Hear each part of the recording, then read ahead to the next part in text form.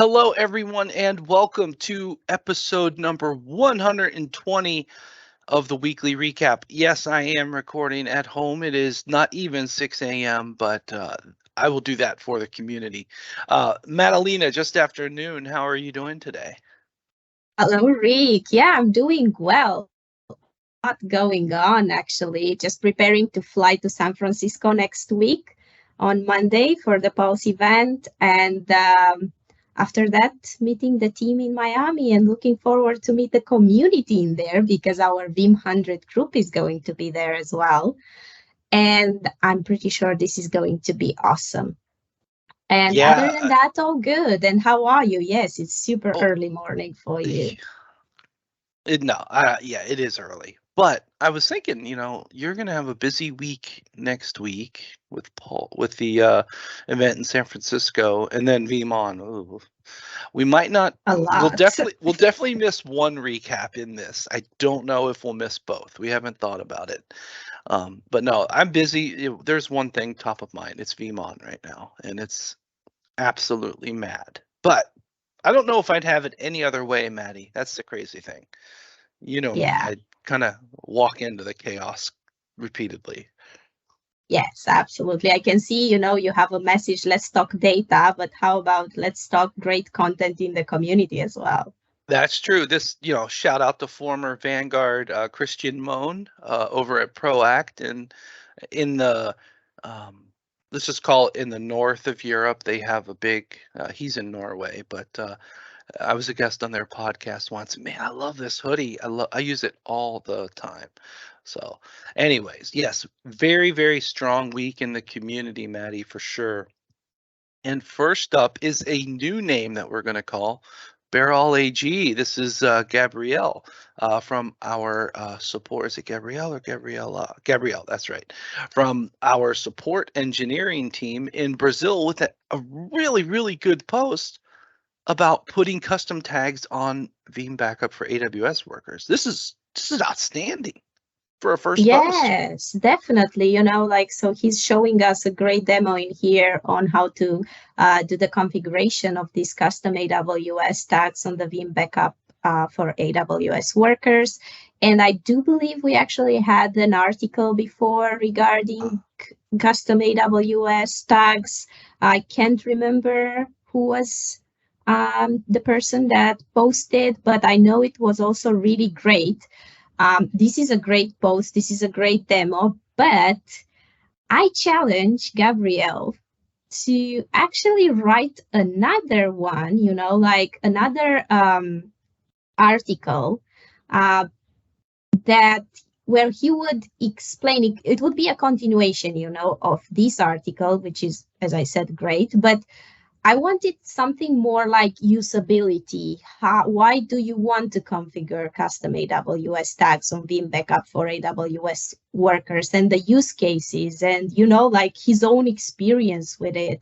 I would love to see something like that. What do you think about it? I think that is a wonderful challenge that Gabrielle, you could take the Madalena challenge if you want. I have to think, however, Maddie, that Gabrielle wrote this because he might have had the moment you get like 3 customer calls on the same thing, you write it up. That's my logic for a lot of times blogs and podcasts too. The moment I explain something 2 or 3 times, it's time to write it up. So I wouldn't be surprised if Gabrielle is using this as a resource to point to for his role in Veeam support. But I like where you're going with the challenge. But yeah, this is super, super detailed. In fact, it doesn't. There's so much. I got to even expand the scroll here. So big thank you, Gabrielle, and then of course the documentation as well for the API and Swagger. I'd love to see more like this, and this is just great. So I think this is the first time I've ever called him. But Yeah, anyways, this is this definitely is first this time is good we have stuff, him. and he is an employee. So good one, Gabrielle or Barrel AG. I wonder what that means. We'll see.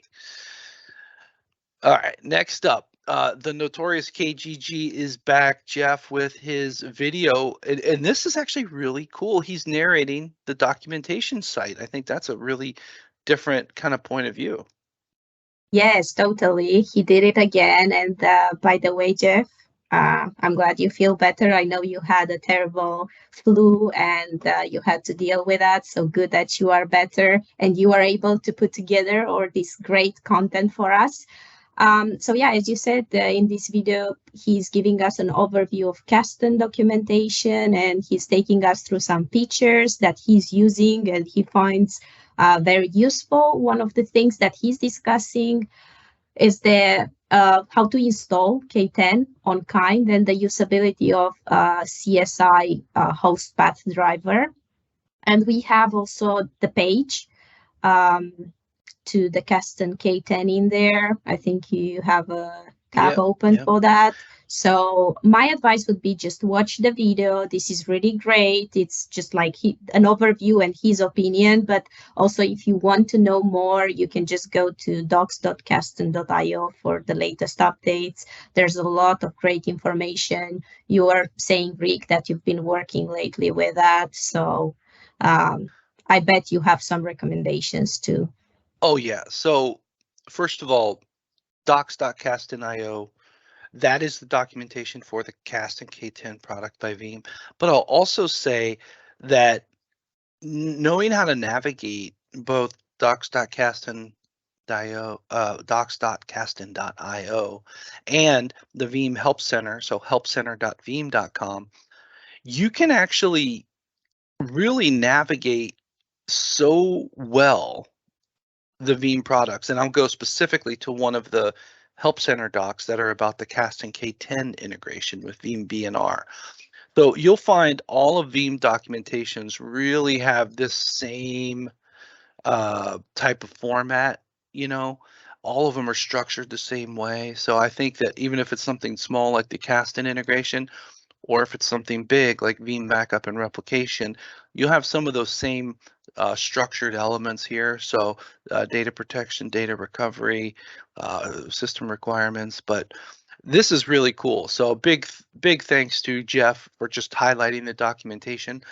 And Madalina, a little piece of trivia. Did you know that the Veeam documentation is actually one of the most popular parts of the website when people go through all these different parts of the information? I was kind of surprised at that. I think we actually brought this into discussion at some point in one of our recaps. Probably. I only have so think many we stories, did. you know.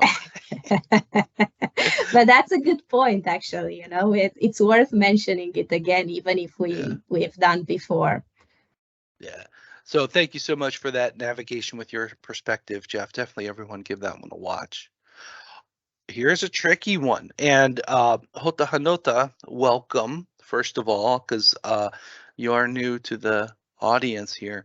He's got a question, and I'd love for the audience to really tune in with their response. But what's going on here with Hota? So Hota Hanota is actually new to the Veeam community. You're gonna see him on the Who's New list. And he's already jumping in with a discussion, which is great, really, really best practice. I love that. So basically, he's trying to upgrade from Veeam 9.5 to V12, which seems to be a challenge, right? And Jochen, Michael, and Derek, all of them, they have really great ideas in there, and they are jumping to the rescue with these good solutions. And honestly, why did I choose this one? Because I saw a lot of discussions about renewals and upgraded, from an older version to V12. If you just go through, like even I think the VUGs, you're going to see it in different languages. And I thought it could be interesting to just go over a few things and have your opinion, Rick, on this. So what would you like people to take away from this one? So the first thing I want to do is actually go to last year's V11 Upgrade Center. So the V11 Upgrade Center does support, I was going to double check the bits here, but you can upgrade, I believe, from 9.5 to V11 and then from V11 to V12. But the bigger thing, Hota, is that version 9 is it's definitely a very different set of capabilities from where we are now. At that time, there wasn't even central management of the physical agents, just to give you perspective. Uh, Now we're dealing with NAS and cloud workloads and enterprise applications like SQL, Oracle, SAP, things like that. So there is a fundamentally different level of capabilities in the product at this time. So I do think in the end you're going to have to talk to sales, your sales team about it. But I would actually recommend against a direct upgrade. Let me explain why. I guarantee you, if you have a Veeam server 9.0, first of all, it's probably Windows Server 2012 R2 or 2008 R2. Both of those, one of them's completely out of support by Microsoft. The other one's coming up to be out of support. So I wouldn't really perpetuate that antiquated platform. I think now is actually a really good time to just redeploy, import the backups. That's easy. But make a new Veeam server and then kind of redesign a little bit. Just this is Veeam's notorious for just working forever in perpetuity. And so a lot of times people only come into this scenario, oh my goodness, I upgraded vSphere and I went ahead of what I'm running with Veeam, or I am using now a new version of Windows. The real short story, Hota, is that I bet if you would upgrade what you have there right now from the rest of what you're doing, you would actually kind of take forward some technical debt that I really don't think is a good idea. So there's a lot into this topic. I will tell you, we'll tell everyone, because we are recording this, that we do have something coming up that's going to make this a little bit easier and attractive to people to do the migration to the universal license. Now, I'll probably get in trouble for saying that much, but don't tell anybody, Maddie, okay? Shh. That's right. All right, so those were our three featured selected piece of content. So now we just want to go into special department news, which sometimes blurs the line between content and selections otherwise. But Der Regnor has a very good post that we like, and that is his picks. What caught you here? I really loved this post. Thank you, Ragnar, for it. Just for your information, this was already posted on the Veeam community LinkedIn and the Twitter LinkedIn Twitter account. Twitter community account, and then we also going to ask our social media team to post it because it's really great. Basically, Ragnar is giving us an overview of some of the great sessions that are going to be delivered in person, but also like virtually at the VeeamON Miami 2023. And he put together like two lists of his favorite, of course. There are so many more. You can just go to our official website and check it out, see what works for you, what would you want to watch and attend if you are going to be in person. And then there is also like a code, like if you are planning to attend in person in Miami, you can just go and put in those codes and that will save you like $100. So this is really great. And I'm pretty sure you're going to want to add here, Rick, about the fact that many of these sessions are actually going to be presented by our community members. Yeah, this one has MVPs and Vanguards. This one has MVPs and Vanguards. This one has MVPs and Vanguards. I think this one does. This one has former MVP and Vanguard. So 5 out of his 9 have it. And then over here, this one, these two, this is Sir Michael Paul. So yeah, the Veeam 100 and external speakers in general are very highly featured in this. And Ragnar, I want to give you a special thanks because you got all of the links figured out correctly. So if I'm reading your post here on the community and I'm interested in, say, this post by Falco and Jim, I want to highlight that I am in a battle with Falco and Jim over what will be the most popular pre-registered session at VeeamON, and this one is going head to head with what Hannes and I have planned for the all demo session of the VHR. Jim, Falco, you guys are Veeaming better than I am Veeaming. I can't believe it. But yeah, so we've got really some solid content this year. And thank you so much, Ragnar, for picking this out. And I guess since I'm in the business of spilling secrets, Maddie, I'll spill another one. You ready? Let's see. I'm looking forward to. So a lot of the sessions, first of all, if you're looking at Ragnar's post and then the content at VeeamON, a lot of you may notice that the virtual agenda is different than the physical agenda. Last year, they were almost completely the same, and that was intentional. This year, they're very different. That is also intentional. What we're going to do is after the event, we're going to have some, not all, but some recordings from the Miami event, put those on the platform as new experiences to draw people back in. So that is a little bit of Rick trickeration that I will share.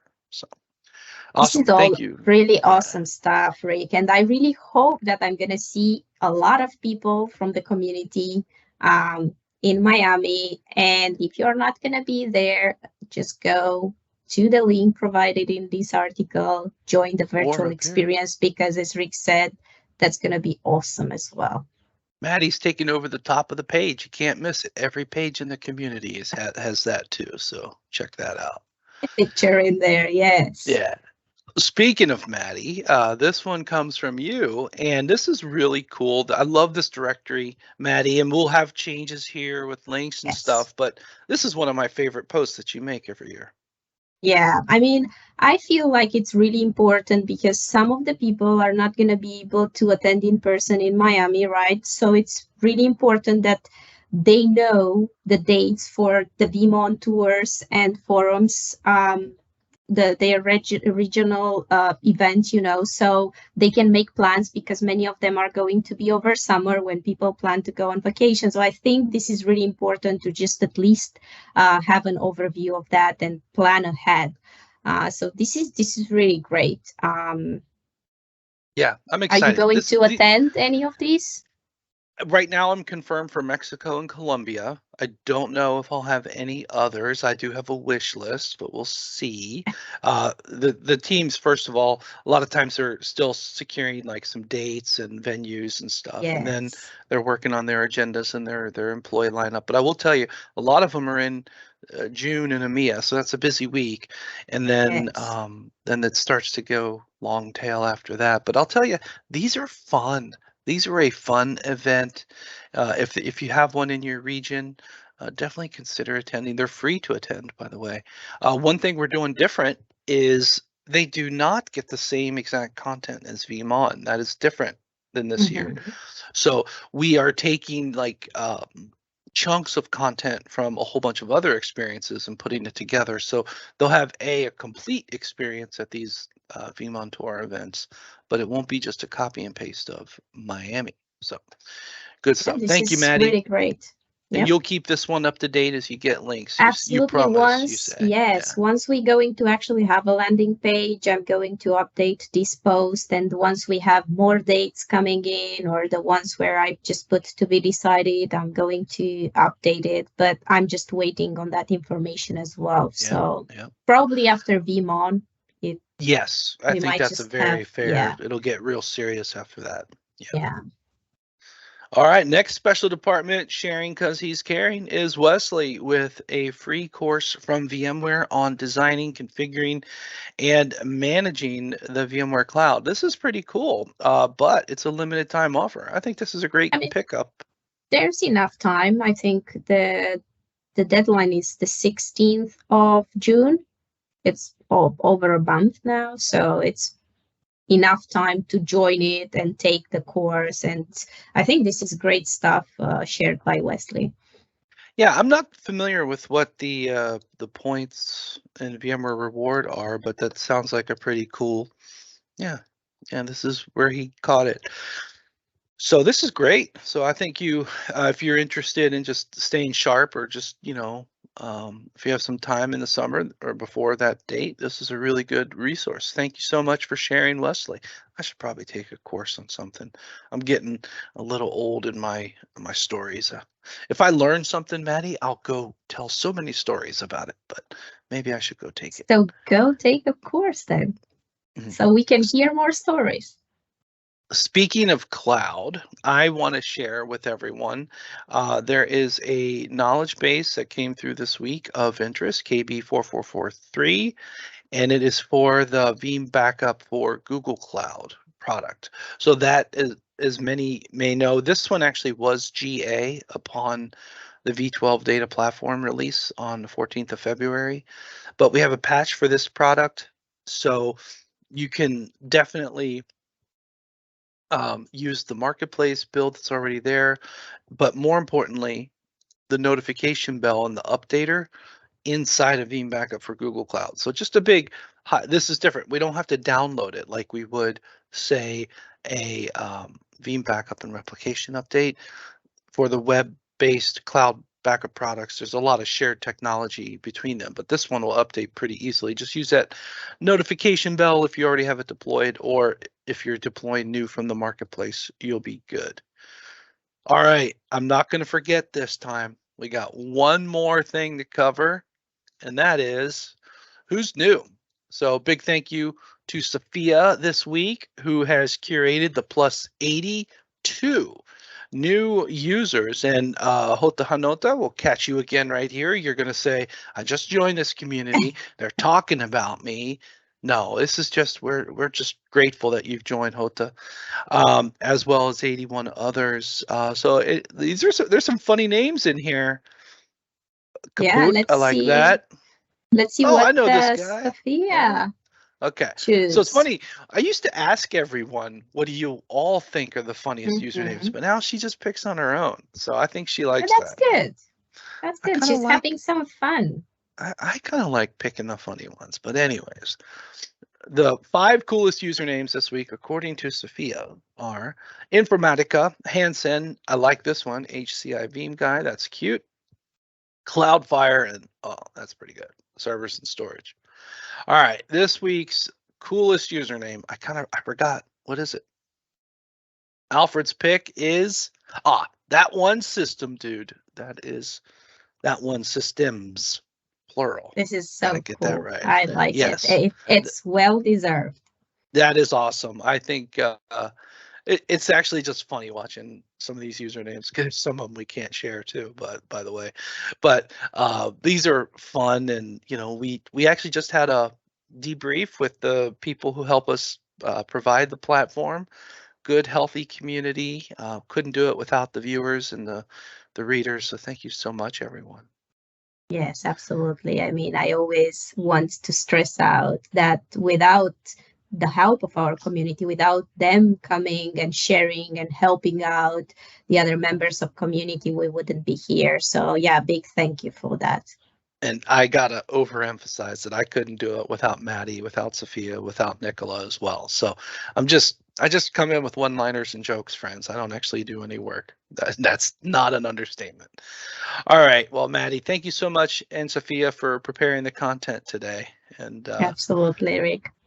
Not sure what we'll do next week, but we'll think about it. We'll be on the road, that's for sure. Yeah. All right, everyone. Have a great weekend, and we will see you in a subsequent update.